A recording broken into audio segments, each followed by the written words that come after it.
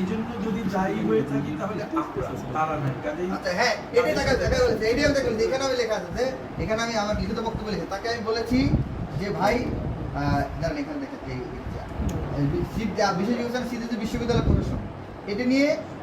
আপনার সাথে আমাদের কোনো ডিবেট এক্স্যাক্টলি এটা আমি তাকে বলেছি, তোমরা কখনোই কন্ট্যাক্ট করতে হ্যাঁ, এটাই বলেছি আমি দেখেন এখানে বলেছি স্যার তারা তাকে থাকবে তাকে তো সিদ্ধি বিশ্ববিদ্যালয় আমি তার ভিতরে আমাদের বিবেচনার বিষয়। হ্যাঁ আমি লিখেছি যে এখানে দেখুন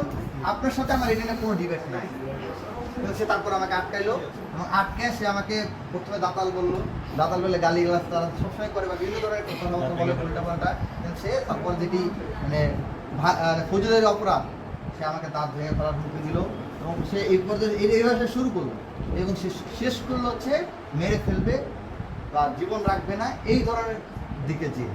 সে আমাকে প্রথমে সে মারতে আসলো, হাত ধরে মারতে আসলো, পরে তার সাথে দুইজন ছিল এবং আরো শিক্ষার্থীরা জড়ো হয়ে গেছে। এখানে হচ্ছে মানে কয়েকবার প্রথমে তো ঘাড়ে হাত রেখে মারার জন্য রেখে আসতে লাগে, তখন কয়েকজন সরিয়ে দেওয়ার চেষ্টা করে, অল্প ছিল তখন দু একজন। এরপরে আবার যখন মারতে উদ্ধার হয় এইভাবে প্রায় 3 জনের মারতে উদ্ধার হয়েছে। আমাদের যেটা কথা হচ্ছে মারতে যে উদ্ধার হচ্ছে, তো স্যার আপনি মানে এই যে এখানে যে কথাগুলো উঠতেছে যে এই শব্দগুলো আসছে আমরা ছোটবেলা থেকে মানে আপনাদের থেকে শিক্ষকদের সুযোগ শ্রদ্ধা যে জিনিসটা এটা